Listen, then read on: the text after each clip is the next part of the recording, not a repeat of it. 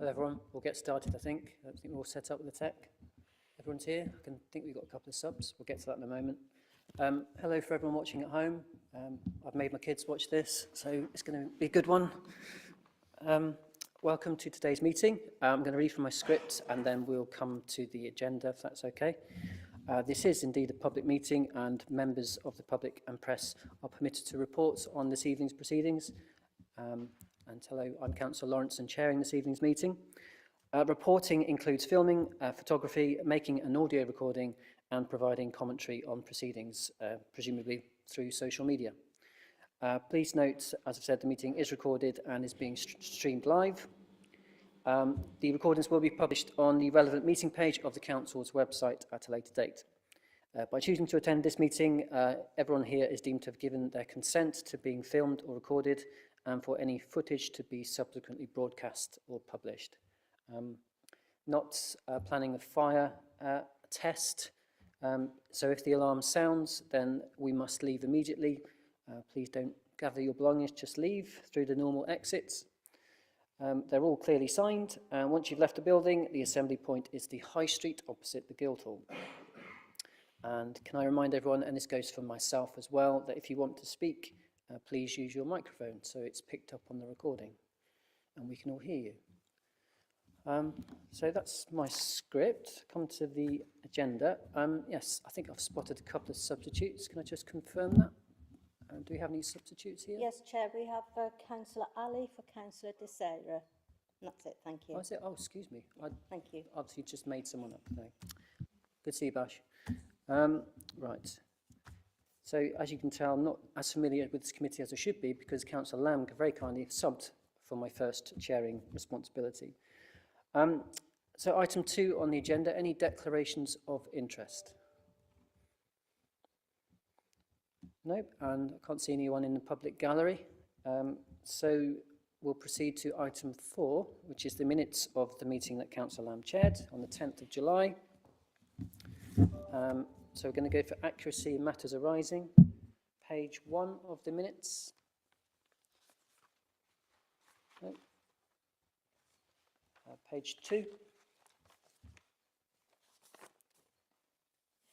Page 3. I just wanted to pick up on a couple of, that's okay, even though I wasn't there. I just noted that Councillor Lamy suggested that a community recoveries grant scheme report be brought to this committee, and there was agreement there. I just wondered if there was an update on that, whether that report be at the December meeting or otherwise shared with councillors. Thank you, Chair. I'm sorry, I didn't note the minute, but the list of all the community grants that have been, these are the COVID recovery members grants, I think we're talking about, yes, was circulated to all members with comments, requests for comments and queries. Didn't receive any, apart from one querying whether a grant had actually been paid, which we've now resolved. And then they've all been published on the website, on the transparency pages. So if members want to review that and look into any particular items, then they're welcome to do so. Other than that, I'm not sure what extra detail I could add in a report. Yeah, I wasn't trying to catch anyone out. It's purely because I wasn't there, and I was obviously a big fan of the scheme. So I just wanted to check for myself, really, I guess. Thank you very much, Shane. And secondly, a member had asked for some more clarity on the council tax benefits and NNDR review, bullet point 2. I have had a written response, and I can share that with whoever asked for that clarity. So I don't know, does anyone want to identify whether they asked a question about that review? You don't have to, but if you wanted the response, I have one provided by Chris Green. So it's in my email inbox. I can pass it on. Yep. Any other points of clarity? Any matters arising? Page 3. Yep. Page 4. So do we agree the minutes of the meeting on the 10th of July? Yep. Thank you. Right, another bit of paper. So, Mark, I believe you're going to lead on the external audit progress report from 2021 to 2024. Just for anyone who's watching the meeting, So following each financial year, the City Council is required to publish a draft set of annual accounts by the 31st of May, and for the annual external audit to have been completed by the 30th of September, although dates have been shifted due to factors beyond our control, which I guess, Mark, you'll go into some detail in a moment. So if you wouldn't mind presenting the report, and then we'll have a discussion.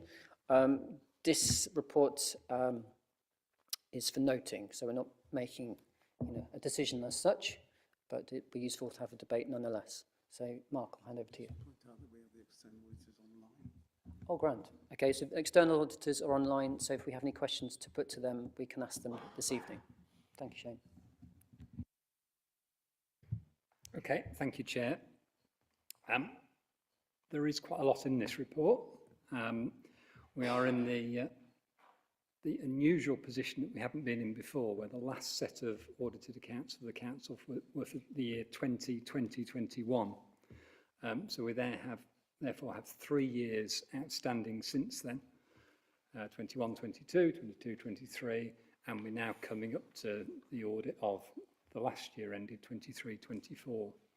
In terms of auditors, we have 2 different auditors with us tonight online.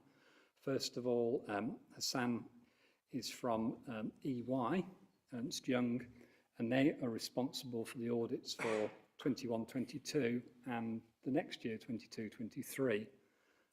We also have online Karen Jones from Audit, who are our new auditors, and they will be covering the year 23-24. So that audit is about to begin.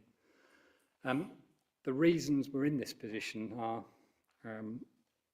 I think, fairly well known, but a combination of the impact of the pandemic and the lockdown that then ensued, but also a shortage of resource for audit firms, which has impacted Ernst Young in particular, and has caused those audits to become delayed. The current position is that it's fair to say that a number of other councils across the country have been affected in a similar way to Worcester. Thankfully, Worcester is probably in a slightly better position than many of those, although it might not seem to be the case. And the government has for some time been reviewing this and has finally concluded their proposals, which is that for the prior years, so in our case 21-22 and 22-23,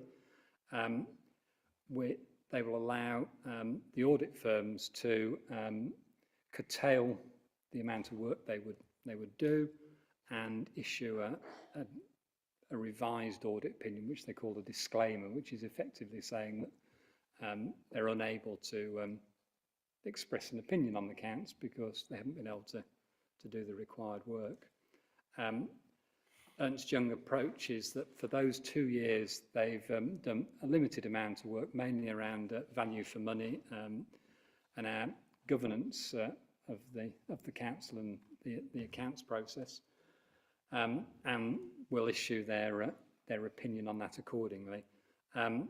The deadline for doing so is December the 13th of this year, and we've returned back to Ernst Young all the work that was required of us in good time, and therefore that should give them the opportunity to meet that deadline. As I said, we've also got Karen Jones from Audit with us tonight, and Audit will be performing the audit for the year just finished, 23-24. The problem that gives them is that obviously the accounts comprise the opening balance sheet at the start of the year, the transactions have happened during the year, and then the balance sheet at the end of the year. And in previous years, you can rely on the opening balance sheet having been audited as the accounts of the previous year.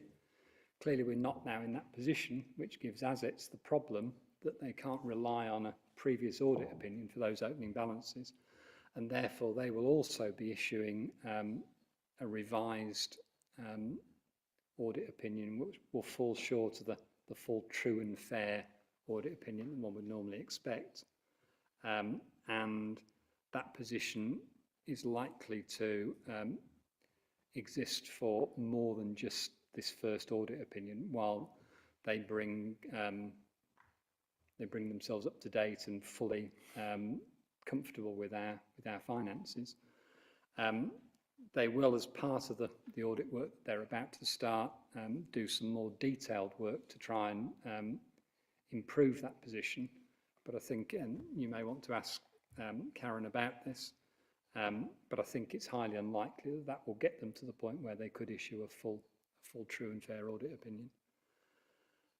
So as I say, appreciate there is a lot in this, far more than we would normally have at this committee at this time of the year. But I think that's probably all I'm going to say, Chair. Conscious that members may have a number of questions. I don't know whether there's anything that Shane wants to add.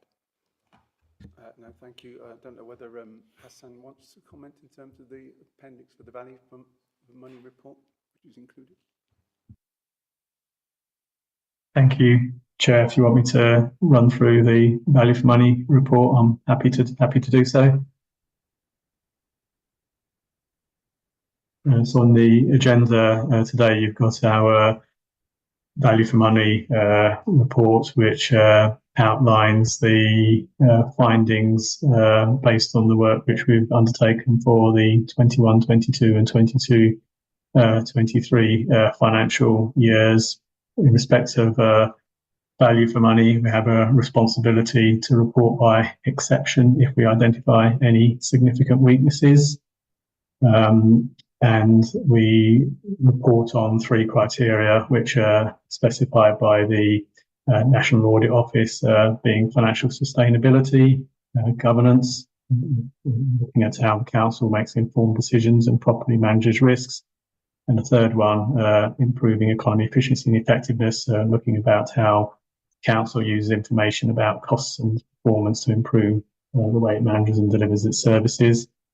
Based on the work that we've undertaken, we have not identified any significant weaknesses in arrangements.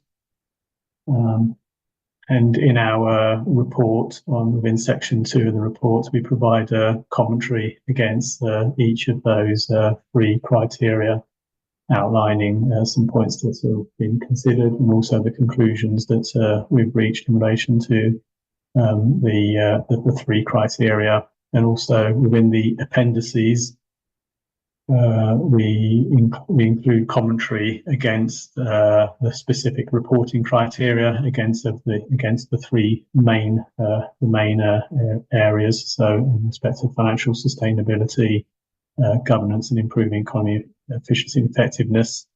You'll note that in respect of financial sustainability, we have made an observation regarding the financial position of the council, noting that there are gaps that are forecasted for future years.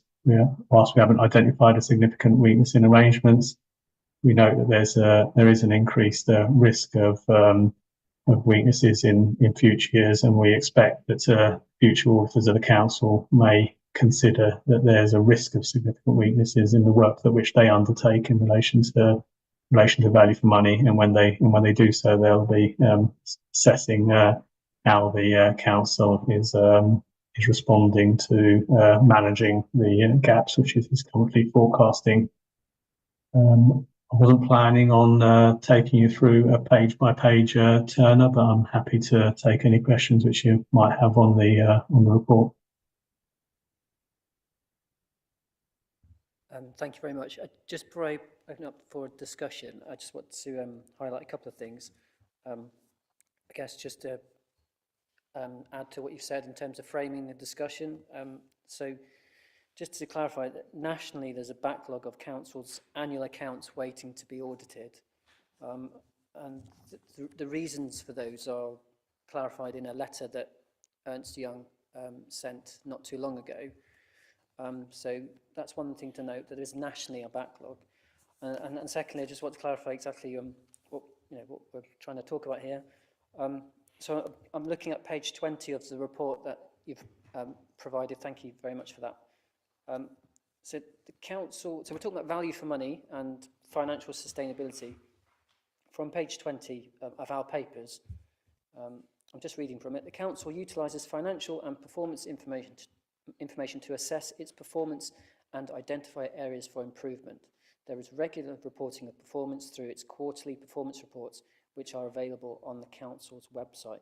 And the reason I highlight that is just for, again, anyone watching this, I think that nicely sums up like the purpose of this committee, or one of its purposes, and also highlights that there are quarterly reports on the website if anyone out there wants to look at them. Thank you for bearing with me on that one. And thank you, Mark, as well. Anyone have any questions? I'll try and take an order. We've got Jenny, Alex. Go ahead, Jenny. Thank you, Chair. I'm glad that a line is finally being drawn, because it's way overdue and it's caused enormous problems and embarrassment, basically. And although EY has had a backlog, other accountancy firms haven't. So I don't think we should take it as absolutely cut and dried that everybody is in the same boat. We will get the full figures by the end of December, which is really good, and we can then move forward. And I assume that because there's a disclaimer and it's due to only limited work being done on it, we will only pay limited accordingly. So, because obviously if we're getting a bill from EY and they haven't done as much work as they should have done, then I hope we're not going to be asked to pay for anything more than they've done. Okay, thank you, Councillor Barnes. Anyone want to come back on that? More of a comment than a question. Yeah, Mark. Through you, Chair.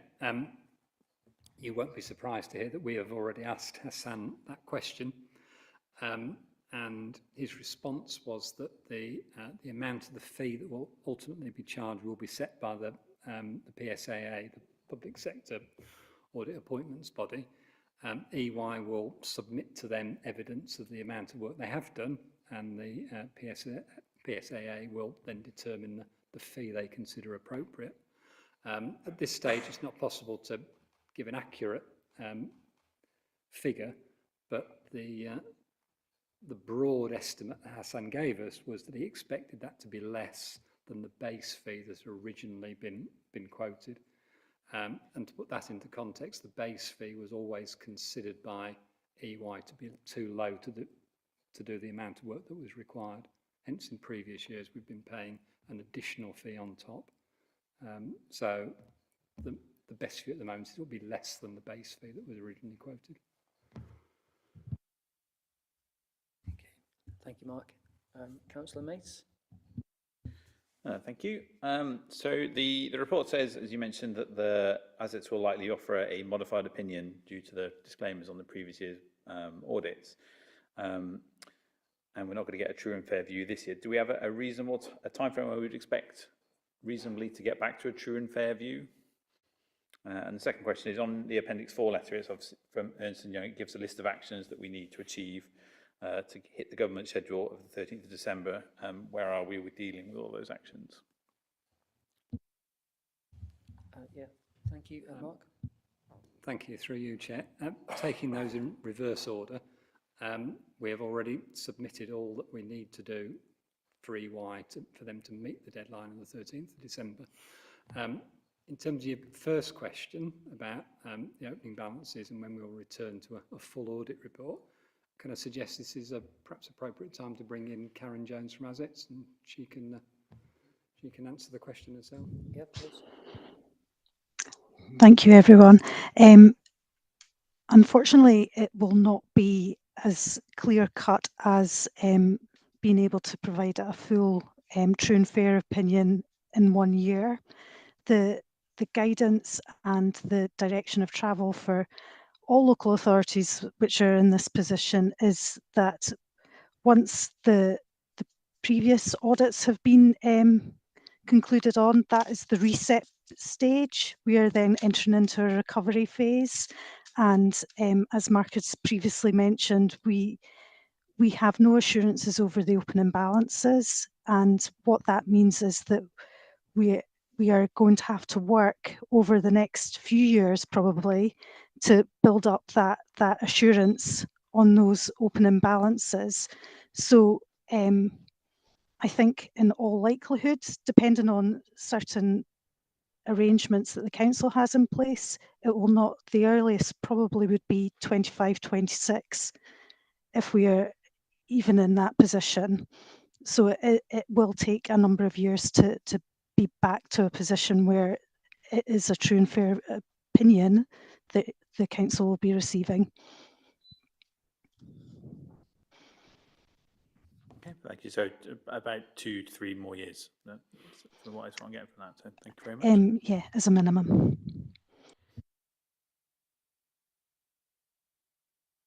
Thank you. I just was my own question. It's in relation to page 18 of the papers that we have. The medium-term financial plan from 2024-25 to 2028-29. Looking at quite large deficits, and just wondered if an individual could explain how we might be able to overcome the challenges, because if I was a member of the public looking at that, I'd be thinking, is the council even going to be viable in 4 or 5 years? So, you know, whilst we're talking about value for money and we're doing well at the moment, what about that medium term 4 or 5 year period? Are we going to be still running as a council? Thank you, Chair. So far as I can assure members that we'll still be running as a council, one way or another. That's partly because as a council we are a sovereign entity and cannot go bankrupt, so we'll continue to exist unless some kind of local government reorganisation takes place. So that might need a discussion with central government about funding, and that's when we start to talk in terms of Section 114 notices and those kind of activities that will take place. But our principle will always be, in the first instance, have we done everything we can to put ourselves in the right financial position? And members will all be aware of the extensive work we did last year to reduce what was originally a 1.7 million difference down to 0.452. So we've demonstrated already we have the commitment and capacity to make those kind of changes. The difficulty at the moment is that there are so many variables that it's very hard to plan forward. Obviously there's been messages coming from the new government about how things might look going forward. We've had some assurances and also some concerns about what the overall financial picture looks like. But there are also variables like the pay award. So we don't yet know what the 24-25 pay award is going to be, let alone the 25-26 pay award. And we're not sure about whether we're going to get the same capital funding that we thought we were. Members will recall that we had a levelling up fund commitment of £5 million. We don't know at this stage whether we're going to receive that, and if not, what does that do in terms of our capital programme and the various things that we want to do. So there are quite a lot of things which are hard to predict at the moment. We're not expecting a longer term settlement, so again that's likely to be a 1-year settlement. So while we might be able to predict where we are in 25-26 in December, that won't give us much assurance about future years. So there are a lot of things to take into account, and it's very much a case of waiting and see at the moment in terms of the pay settlement, or the annual settlement of the council, whether they retain the principle of core spending power, whether new homes bonus is retained, whether there is a commitment to move to a different form of business rates funding. So there's a whole range of things, but one way or another, you know, in the light of that information, we'll then be able to plot a path forward in terms of what we need to do to get our savings and our income in line, such that we can close that gap going forward. But I can assure you that many other councils up and down the country are in a very similar position in terms of looking forward on their medium-term financial plan, and they will all be sharing those same challenges, I think. Thank you. I know I've asked a similar question not too long ago, but I think it's useful to ask it again, given what we're looking at in terms of forecasts for the next 4 to 5 years. So thank you for repeating yourself. Any other questions or comments in terms of agenda item 5 and the report from Ernst Young? No. So as I said, we're noting the progress of the external audit with that date in December, and plans with the accounts for 2021-22, 2022-23, and secondly, noting the progress on the external audit of the 23-24 accounts. So All those in favour of noting, which is impossible not to do anyway? Perfect. Thank you very much. Thank you, officers. Just before we move on to agenda item 6, I should have said a few minutes ago that unfortunately one of our officers, Chris Green, can't make it because he had to attend to an emergency. So I've been advised that we defer agenda item 10 till the next audit committee meeting. If that's okay with everyone. It's the internal audit, external quality assessment and improvement plan. Councillor Barnes. Thank you, Chair. When we have it back next meeting, could the jargon be taken out? Okay. Because there's a hell of a lot of jargon in there. Yeah, I'll take that one on the chin because obviously I had sight of it before this meeting and I was praising it quite highly. So yeah, and I'm all for removing jargon because we want to make it clear as possible. Yeah, noted. Thank you very much. Chair, can I just advise, I think Hassan has left, but Karen is still staying for the remainder of the meeting, just so members are aware. Is that a deliberate exit or? I think he's completed. Oh, he's done his job. Yeah. I was going to say something else, but I won't.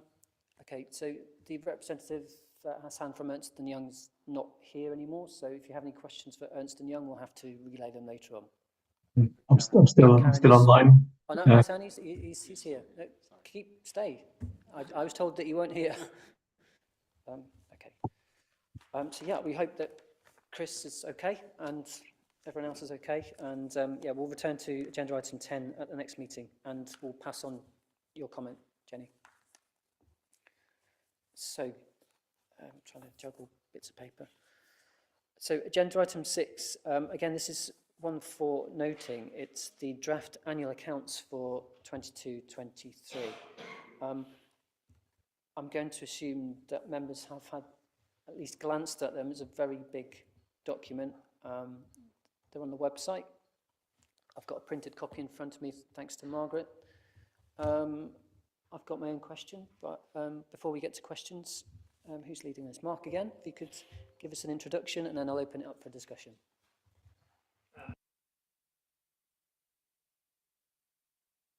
This is a fairly weighty document, over 100 pages long. It conforms with the content that SIPFA and government prescribe, and includes the opening narrative, which tries to just set the scene in terms of how the council operates and the key things that have happened during the year. Happy to take any questions, and a quick thank you to Councillor Mace for a number of typo errors that he's picked up, which we will then put right. But thank you. Thank you, Mark. I mean, not just because he's on my side, but Councillor Mace has really gone to town on this one, including at the very top where it says 24 September 2023. Obviously, that is not the year that we're in now, and it's a completely forgivable error. But Councillor Mace pounced upon it like he normally does. Councillor Mace, I know you've got a series of questions. Do you want to? Well, I'll go around the room first of all. Who would like to ask any questions or comments regarding the annual accounts? Councillor Mace already, I know. Anyone else? Okay. His questions might prompt more questions. We shall see. It's very possible. Well, thank you to officers first off for dealing with all my questions that I emailed in earlier. I'm not going to ask them all in the meeting. Section 10, the pension fund, it has quite a large change of £34 million in our net liability on it. What was behind that? Do you want to ask them one at a time? Oh, I can. Yeah, I can go through all the other ones. Yeah, we'll do that. Yeah. Okay. Thank you. The pension fund undergoes a triennial, I think is the expression, valuation. So every 3 years, the actuaries do a full revisit of all the underlying assumptions, of which there are many. Those then tend to give rise to a change in the valuation. But also, more significantly this time, the value of investments in that 3-year period had increased significantly. Unfortunately, on to the positive. Therefore, the net liability, of the pension fund decreased significantly. I can't remember the figures offhand, but I think it improved by over £30 million. So previously we'd got a deficit of approaching 40 million, and that has now improved significantly to the point where we are much closer to a balanced pension fund, for want of a better expression. Okay, thank you. The next one was everybody's favourite subject about the splash pad. The question was whether that comes under Section 4 assets, property, plant and equipment, and whether that had been depreciated and over what period it was depreciated. I'm happy to answer this one, Chair. So it is included in vehicles, plant and equipment, and it's 10 years old and was brought into the accounts in 2010-11. So it's now fully depreciated. So it's sitting in our balance sheet as a zero value. And then to follow up on that is, how do we manage assets that are fully depreciated? Are they flagged up for review of the remaining workable life? Because I'm aware the splash pad has reached the point where it's becoming unsustainable to run due to its unreliability. So do we do anything to review that? Yes, we do. I mean, sorry, through you, Chair. The fact that it was depreciated over 10 years reflects the fact that originally it was supposed that it had a 10-year life. So that's so the kind of depreciation method works.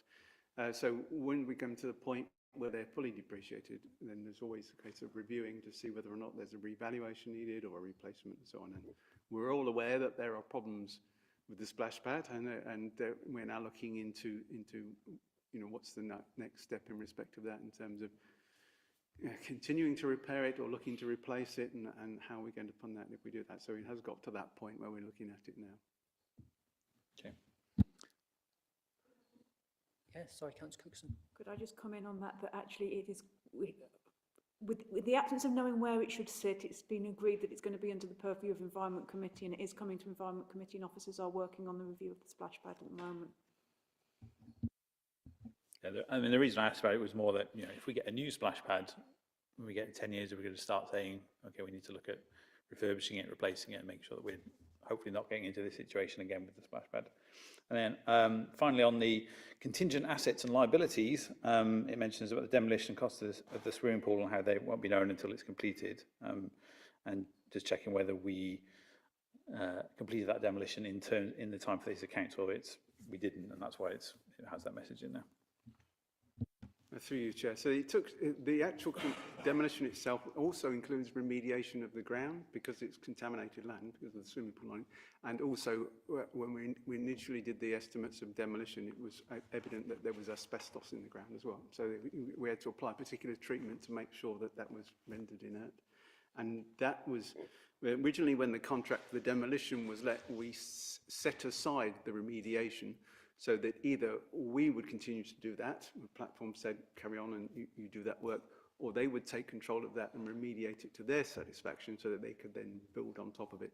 So that has taken an extra year or so to get round to the end of that particular process. So it did fall outside of the 22-23 accounts. We have now got to that. That is now completed, of course, and we do now.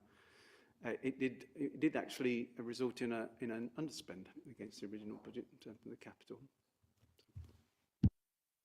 Thank you very much. That's all my questions. Thank you both.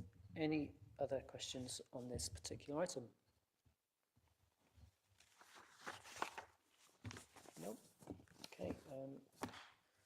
So, sorry, excuse me while I find my cover sheet. No, I've lost it. There it is. So yeah, this one is simply for noting the draft year-end accounts for 22-23. So all those in favour of noting? Perfect. Thank you very much, everyone. And thank you, officers. So, agenda item 7, Audit and Governance Annual Report 23-24. Just before I hand over to Sean, I believe. This one is an actual vote. We're deciding whether we approve it or not. Before I hand over to Sean, I just want to, for what it's worth, highlight that, essentially the report highlights that we're achieving our objectives. That said, I did want to just read the letter, which is not there. Where is it? I lost it already. Here it is. I wanted to read it anyway, and then I realised it had my name at the bottom. So that kind of justified my inclination to read it out. Well, not the whole thing, not the whole thing. I just want to highlight that although, and I'm not trying to steal your thunder, Sean, honestly I'm not, although we're doing well, the foreword notes that this committee notes that we've had a very unsatisfactory experience with the external audit process, a comment that's already been very well made, in that the external audit programme has been delayed to a material extent. This has been fully reported to and discussed with the committee, and representations have been made to the external auditors.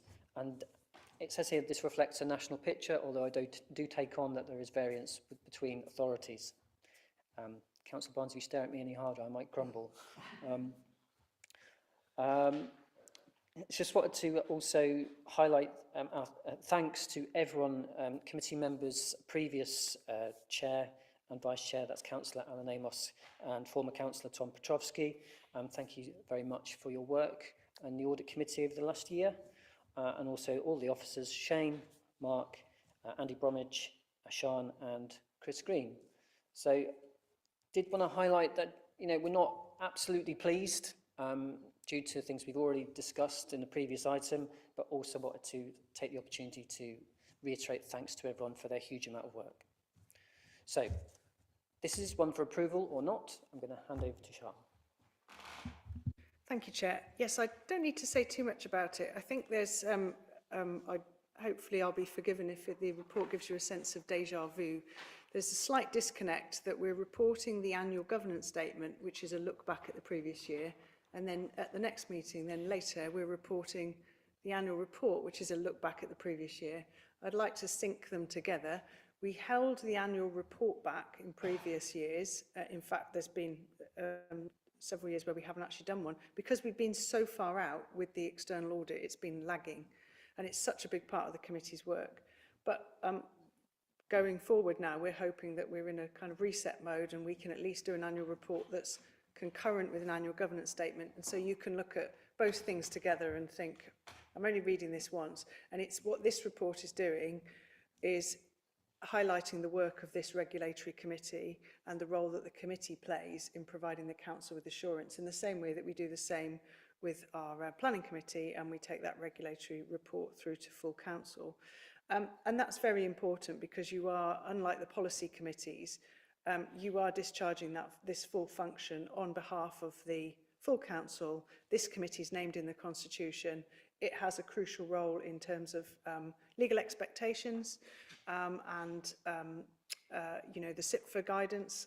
And really, we've got to have a really healthy culture in our committee, which I certainly believe we do, and I hope you feel the same, that the committee is a sort of light and shade, a patchwork of finance reports and more discursive pieces about quality and standards, and it's overall a framework for assurance. And when we come on to the best value assurance report, and again, I've gone through the printer to give you another document to look at, hopefully you'll see the local government associations recognising the crucial role that an audit and governance committee can play in assurance overall. So again, I'm hoping this is particularly now we're settled into a 4-year cycle, I'm hoping this is the last year where we look back at this and some of the members say, well, I wasn't even here. We're now in a more settled pattern in terms of trying to keep up with our own work programme. It's really important to show the work that's undertaken in totality and how we try and hold the external audit process to account, but the limited tools we have to do that.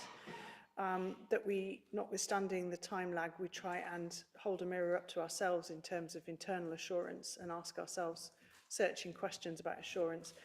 Officers need to have that culture where members can challenge appropriately, officers will take away, do work, bring things back, committee will feel they're having that proper influence.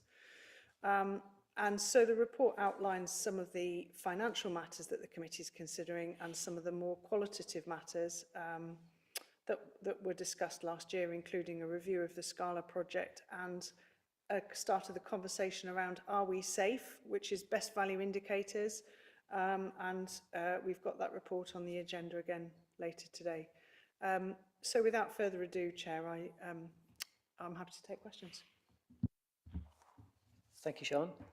So any questions, comments about the Audit and Governance Annual Report 23-24?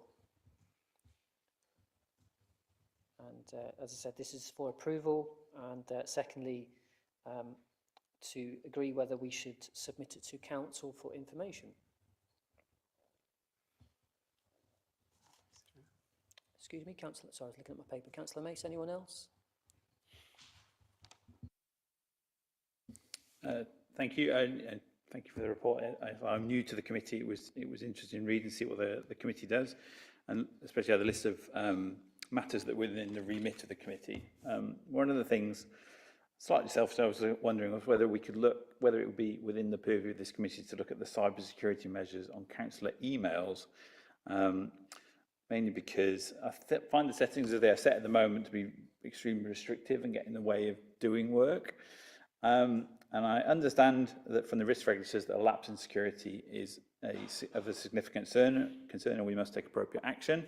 But looking ahead at later agenda items about internal audit, considering management objectives for projects, and also the update to the risk management strategy that allowing for some risk may yield positive results, I'm wondering whether that is something we could consider. Through you, Chair. We've only very recently moved members, or asked members to move on to worcester.gov.uk with the SharePoint functionality that gives us. And it's fair to say that a number of members have already made representations about the security measures, which is exacerbated. You certainly feel it acutely when you're using your own device.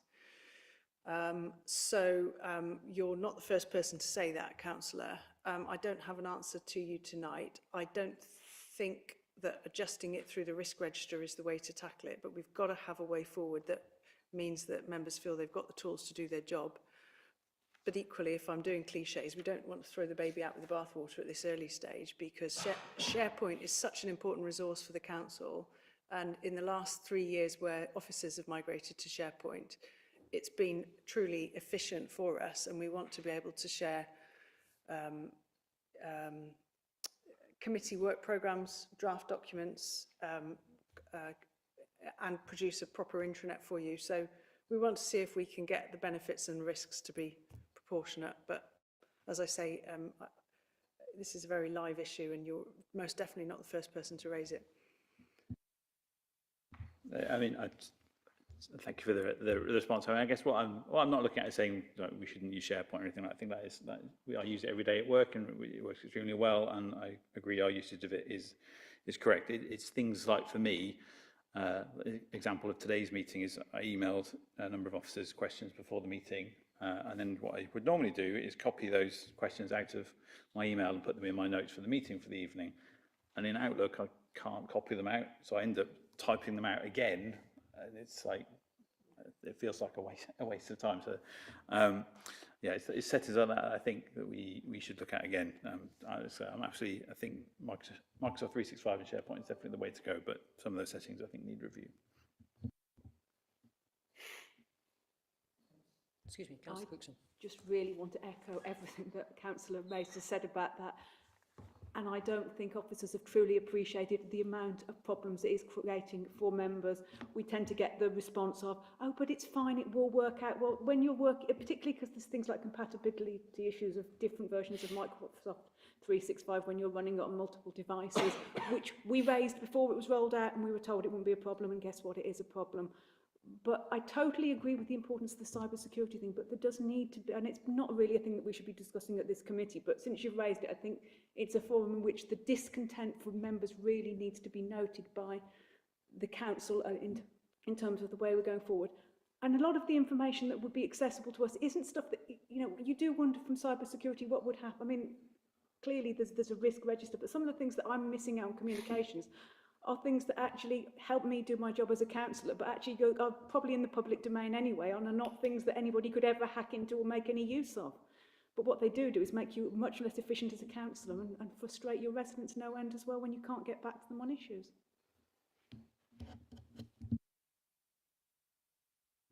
That was a really eloquent rant, and I completely subscribe to it. Having said that, can I just add to what we cybersecurity side discussion?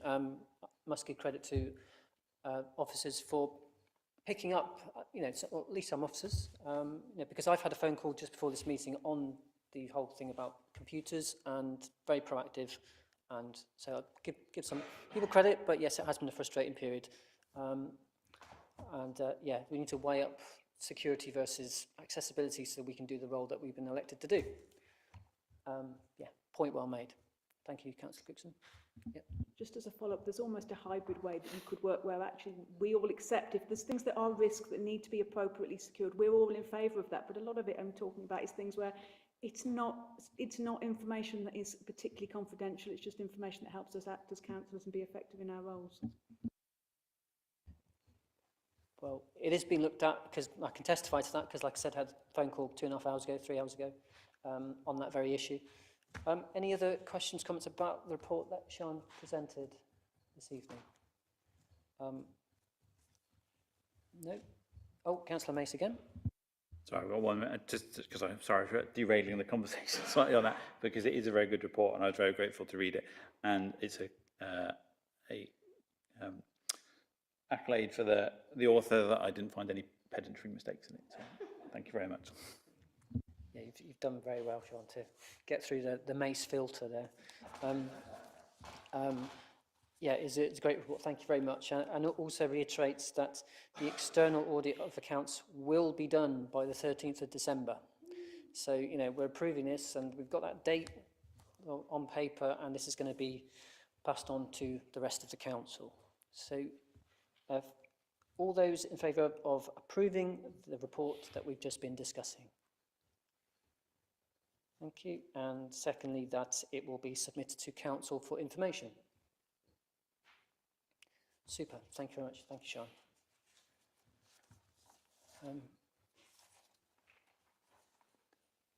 I think we'll carry on. I mean, I was thinking we might have a break, but we'll carry on. Is that okay? Not least because we've postponed our agenda item 10 till the next meeting.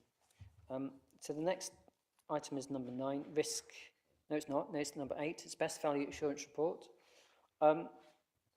Before I've got Shane and Sean on my bit of paper, I just want to give an intro or my tuppence worth, or rather not that, it's more about definitions. Because when I was reading this, I had to look up what certain terms meant, and I thought it'd be helpful to share what I found out. An S114 notice, and it has been mentioned already in this meeting, is something that I've heard and I've not looked up until now. It's not a bankruptcy notice as such. It means that a council's forecast income is not enough to pay for what it needs to do.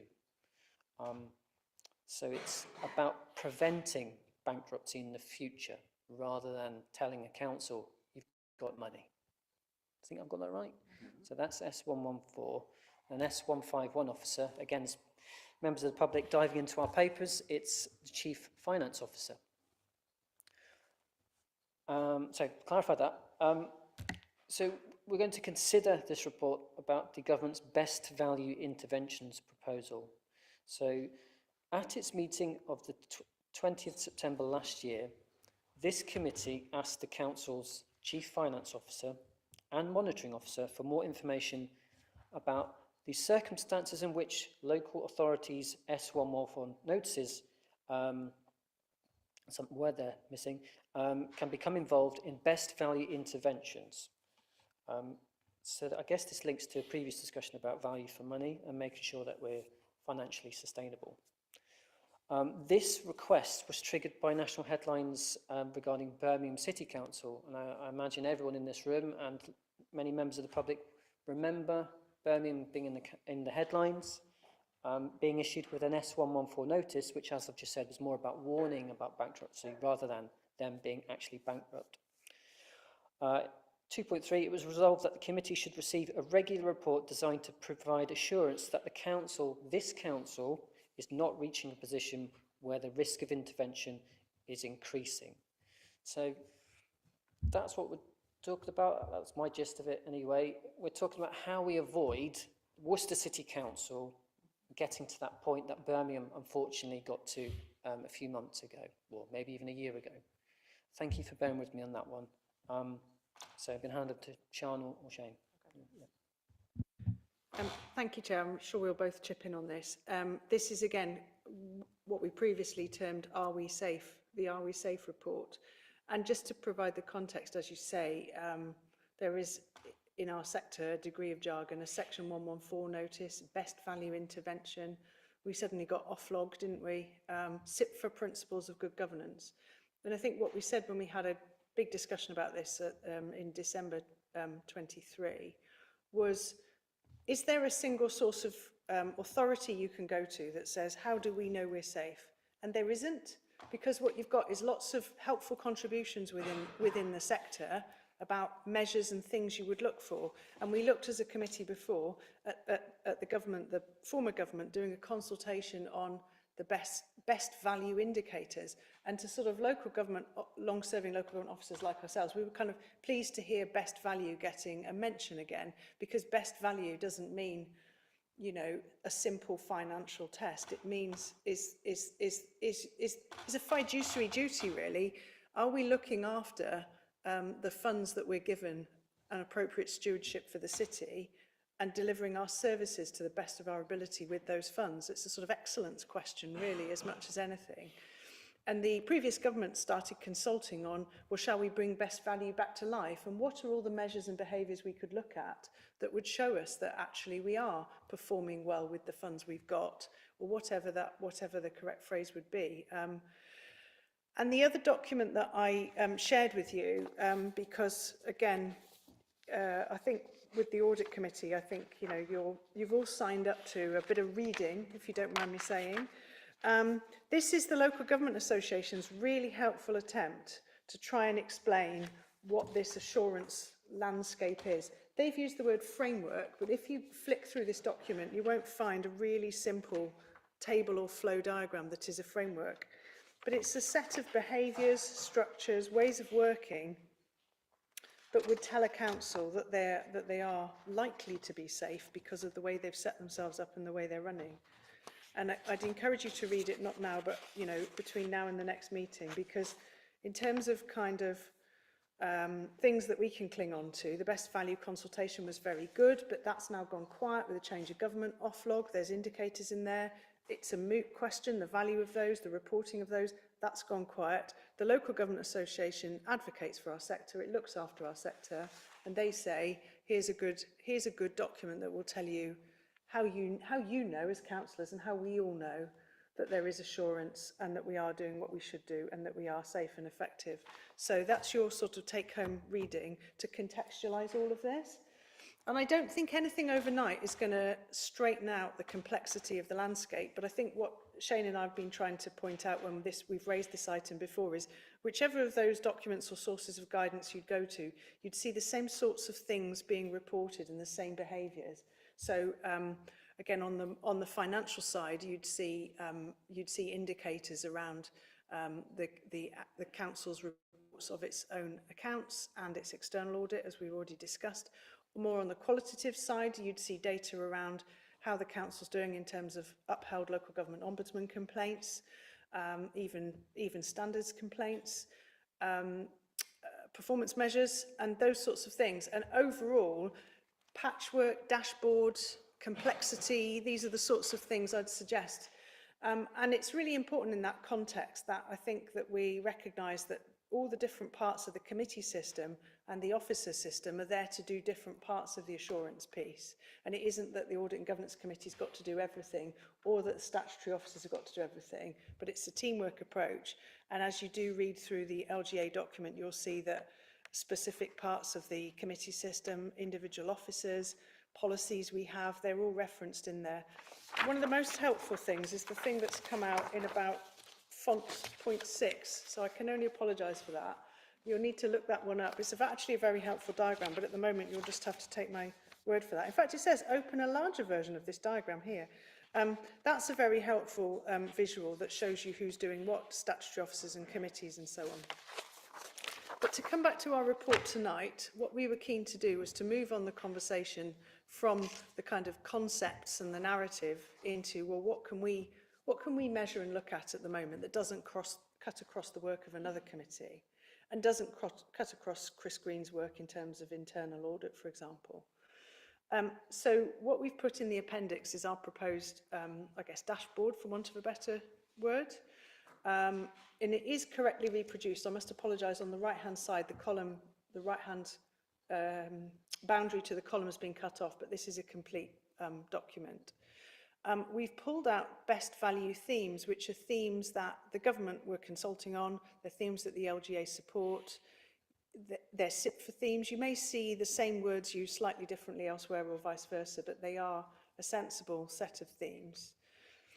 And then we've suggested indicators that we can apply at Worcester, so we can keep this question: are we safe? Are we monitoring all the controls on the dashboard as we go forward? So we're presenting this to you for information and discussion tonight, really. We can decide that there are certain things we want to take forward as this committee. You can note that certain things are going to be taken forward. So, for example, some of the things that we need to look at in the governance review around perhaps efficiency. And other things you can see where they are routinely reported to. But I think probably that's all I want to say. I don't know, Shane, if there's anything you want to add at this point. Through you, Chair, just a couple of things to note. If you type best value assurance document into your search engine, you won't find anything like this. What you'll find is a set of documents published by Scottish councils where a best value regime is still operating. And they are 40, 50-page documents with a lot of text and a lot of aren't we doing well and so on. And buried in them somewhere you'll find an indicator or two. Well, we prefer to focus on the indicators. You know, what are the key bits of information which we need to know that is operating effectively, rather than the text. So, you know, we were struggling, weren't we, Sean, in terms of the format and the way that we could present this. So we're trying to keep it into a sort of matrix format, which gives you a very simple way of looking at things and saying, well, let's pick up on that and let's look at that in more detail if that's what you want to do. And also, because it's not going to a set process, if there's anything else in there, you think, well, we ought to be understanding here regularly at the Audit Committee about where we are with this set of activities, or this, you know, we mentioned capital spending, for example. If the committee wants to understand, well, are we presenting effectively in terms of our treasury and in terms of our capital spend, then you can put that in there, and then that can then form part of the matrix. So it doesn't have to be something that's fixed. You know, it's something that we built together within the committee. You won't find it anywhere else. I don't think anyone's attempted to do this. And so if there are things about it you think, well, let's change that, let's develop that, then I'm very open to that idea. Sorry, Chair, and one more point just in that culture of openness. So for example, in the appendix, we think one of our indicators is, are our key strategies and policies up to date? We haven't listed all the ones that are up to date. We're offering you the ones that aren't up to date. You know, it's our obligation as officers to update them. So it's trying to get this in a way where we're sort of highlighting either positive trends or things that need improvement without just writing down everything we do. So that's the nature of it, trying to be succinct.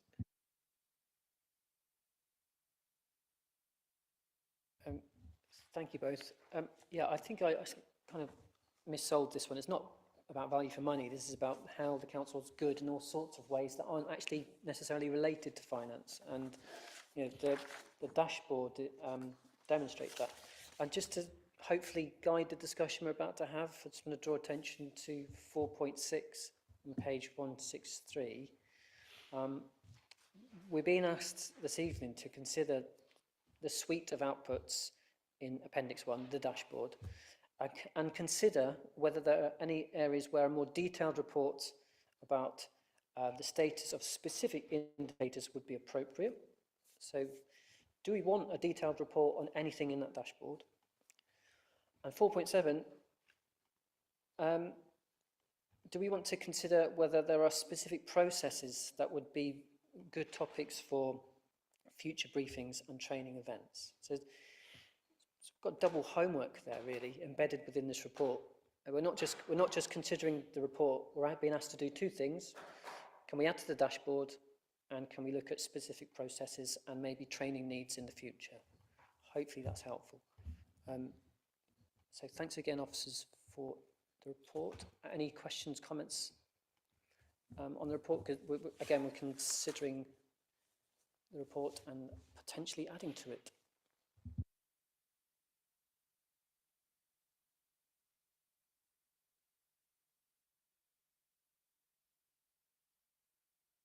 People are thinking, and I've asked this before, is this our only opportunity to add to that dashboard, or can we ping an email to an officer, say, I've got a great idea, can you add this to it? Obviously that wouldn't be brilliant because you'd not be consulting with the rest of the committee. So how would we manage that if someone had an idea after tonight? Well, by all means, contact us and put forward ideas, and we would then bring them back to the next committee and say, this is something that can be included. So if you do think of something on the way home, which no doubt you'll do, it'll have to come to December's meeting. Yeah. Councillor Mace? So in the, which line is it? The use of resources. I mean, something I've heard mentioned in previous council meetings when we're looking at the budget is, you know, the amount of reserves we are required to keep. I think it's like 1.4 million or something. About whether that should appear in here to see how close we are to the wire with that one, just so that we know, you know, when we're looking at the medium-term financial plan and other things like what have we got left.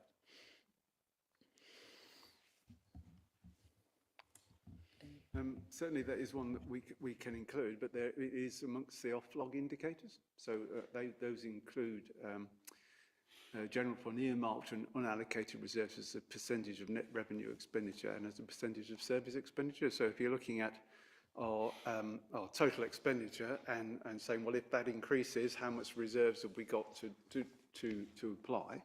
And equally, if our income falls, can we rely on the reserves that we've got? And that gives you the opportunity to compare them with the other, with our nearest neighbours, similar types of authorities, and across district councils across the country. So in the policy and resources report, at the last one, that included our position against those indicators. So that's available. Thank you. And I wanted to make one quick point on 3.4, which I know is something that nobody here has written, but I raised it last time we saw this letter as well about the productivity plan, the discredited staff equality, diversity and inclusion programs. Whenever I see that phrase with discredited in front of it, it makes my blood boil, because we all know what that's a dog whistle for, and it just makes me upset every time I see it. Noted. It's an update on that. Yeah, through you, Chair, we've had a letter from the new Minister, Jim McMahon, assuring us that none of our EDI initiatives are discredited anymore. So we'll be retiring that word. Not that we ever used it.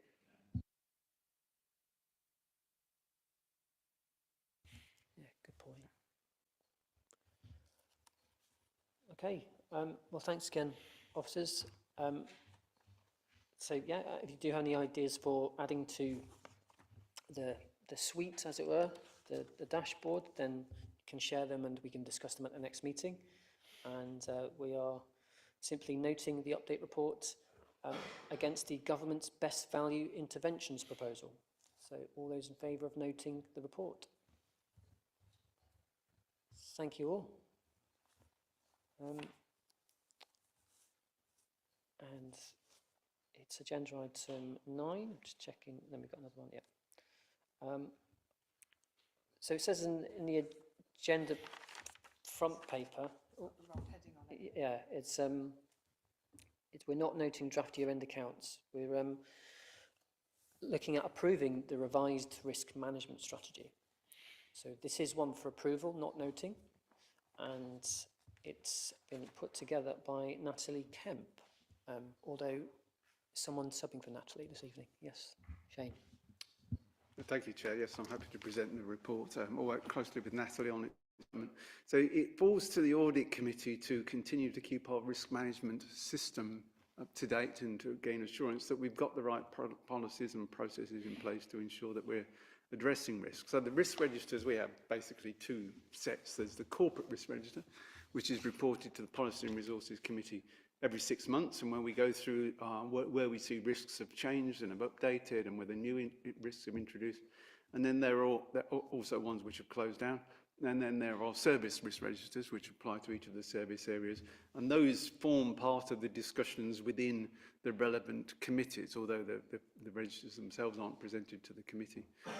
So in terms of continuing to develop the risk management system, we review our strategy from time to time, and this is the latest version of that. So I'm interested in the Audit Committee's views in terms of how this is developing as a tool for effective management of the council, so forms part of that overall best value matrix that we've been looking at. And the change is iterative, so it's rather than a wholesale change, but I'll just point to the main changes and their effect. So page 177 in your papers, the first is just to clarify what the purpose of the strategy is. It's not, because previously it just went straight on to objectives, and we just want to make sure this is also about being clear of who's responsible for what are the procedures in relation to risk management, which are itemised in the document. Secondly, on page 178, we tried to focus a little bit more on the consequences of risk. So it's not just about recognising a risk, it's also about having things in place to deal with it in the event that that risk materialises. And there's more commentary about that later. The second one there at 4.2 is also flagging up this point about that not all risks are necessarily negative. You know, there's some risks which actually are spur to action and make you think, well, I need to do something about that.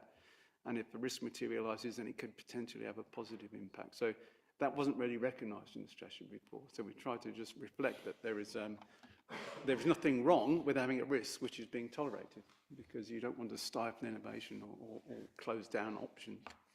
At 4.4, again, this is about responding to consequences. So one of the things that we've done in terms of reporting on the corporate risk register is that people are not only asked to comment on whether the risk has changed, but also to put in any mitigating actions that they plan to take in respect to that risk in the short term. So that should help us to move the risk down next time to make sure that is working properly. And I think that's I think there's one more. It's 6.2 on page 181.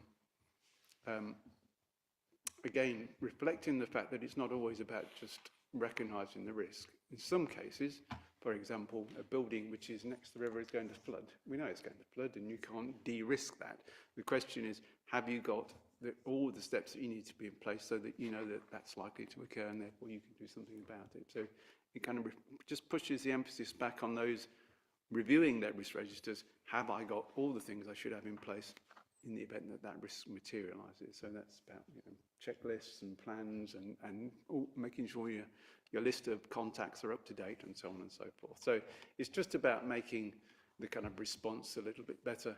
And the last one at 7.3 just reflects that project risks are dealt with separately. So each project should have its own project risk register. And if you're looking at a project and saying, well, are we progressing that effectively?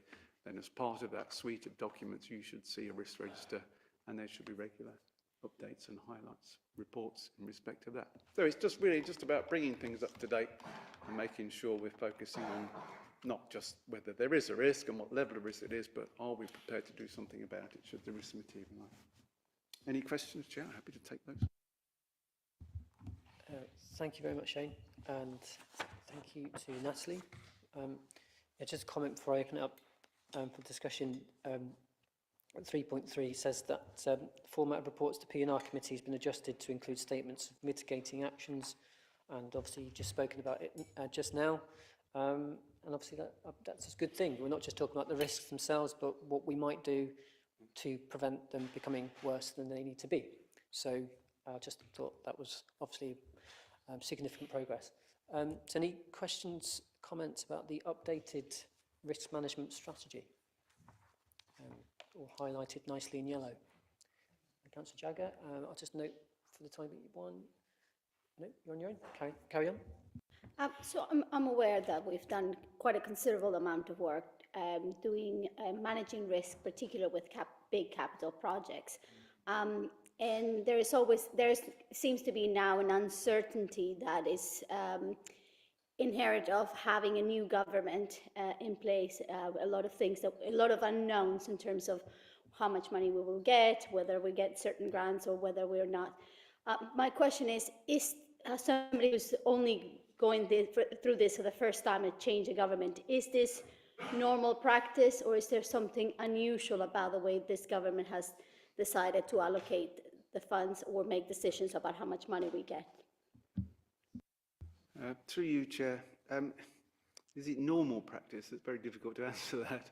But certainly in the past, there have been situations where new governments have come in, and then particularly in terms of significant capital spending areas, the incoming government has queried that and has looked into that and said, well, is that the right approach, and should we be doing things differently?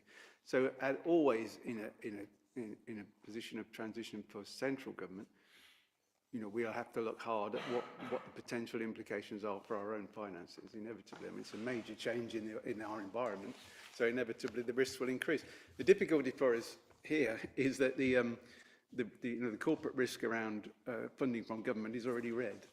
I mean, we can't really, you know, it's been read for a long while because we have this short-term approach, and it's been based around big capital funds don't necessarily bring with them the revenue support that you would want. So we're already in a position of saying that, you know, our future in terms of our government funding is difficult.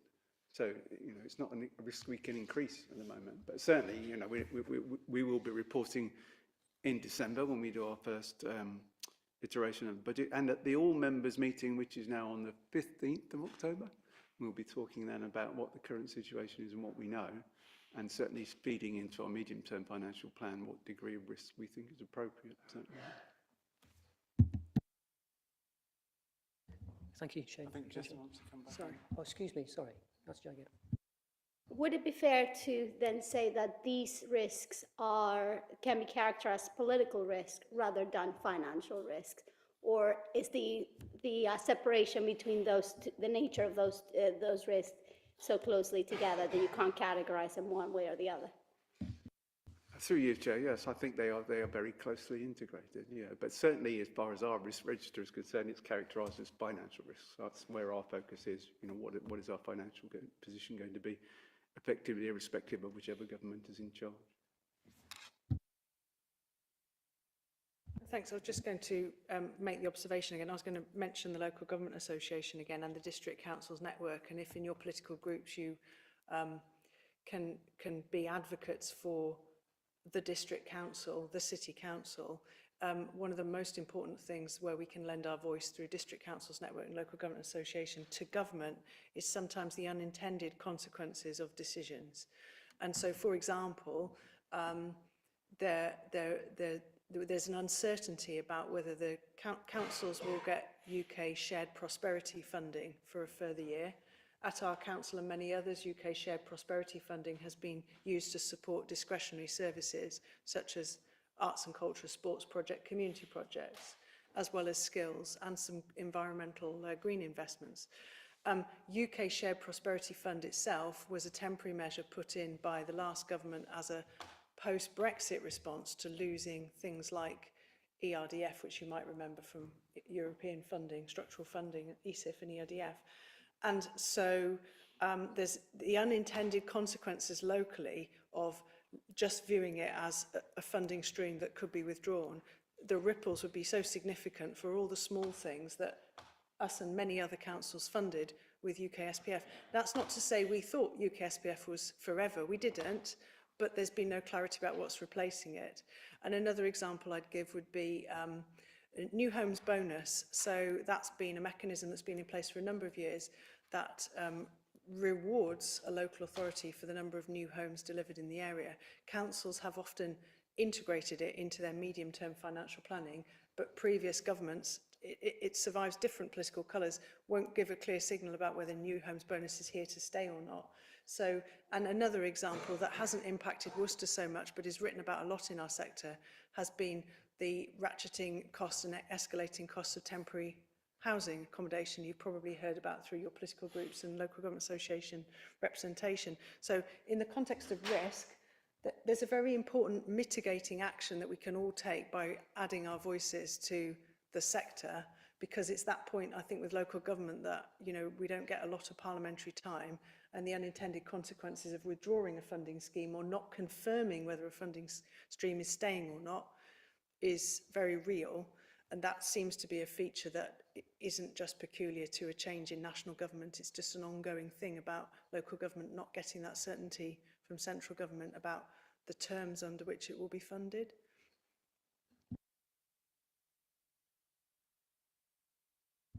Thank you, Sean. Jane, any comments, questions? Risk management strategy update. Before we move to vote on whether we approve it or not, can I just thank Sean in particular for what you've just said. You know, that's the drum that I've personally been banging for 14 years. And thank you for the question, Councillor Jagger, that prompted that very important acknowledgement that short-term funding for councils, not just this one but elsewhere, is not sustainable. It's stressful. And if the members of the public are watching this, hopefully it's not just taken as the natural course of local government. Hopefully at some point, and this is me getting on my pedestal, abusing my position as chair, but I'm going to say it because effectively it's been said already, I'm just adding to it, that, you know, hopefully at some point longer term funding will be provided to not just this council but other councils, so that we're not constantly looking around for pots of money to keep the wheels on the bus. So thank you for that discussion, because sometimes it does feel like I'm one of the very tiny group of people who are thinking this, and I think most of us actually do want long-term funding for this council.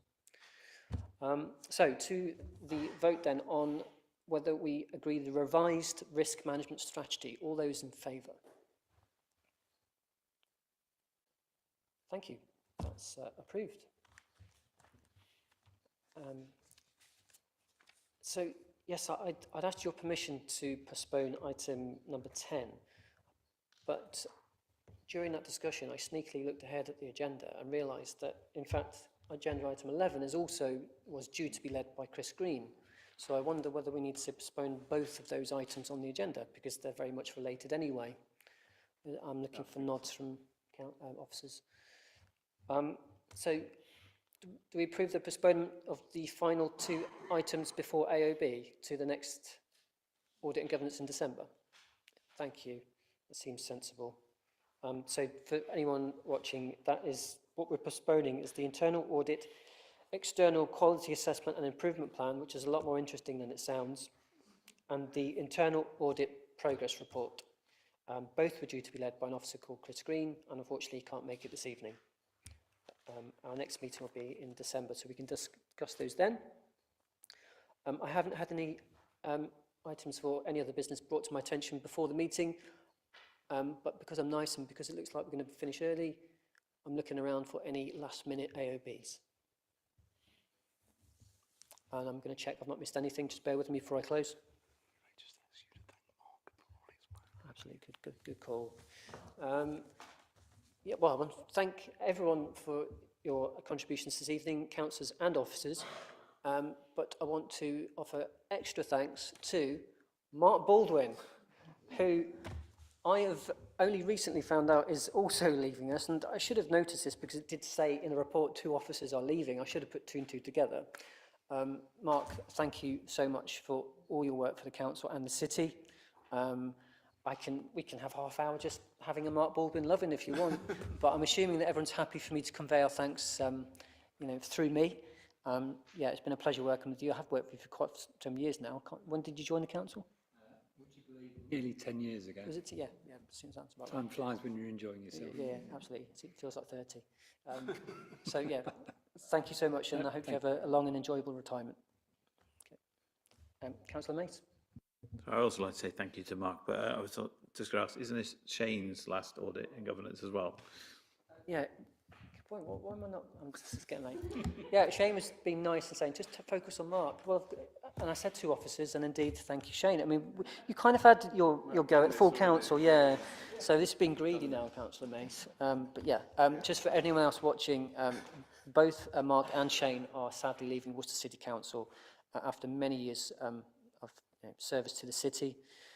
Shane did get a lot of thanks at full council, deservedly so, but yes, you're right, we should acknowledge his contribution to this specific committee and the council in general. So thank you so much both. Yeah, we're going to miss you a lot. Thank you. Okay, I think that's us finished. Thank you all for your time, contributions. Have a good evening.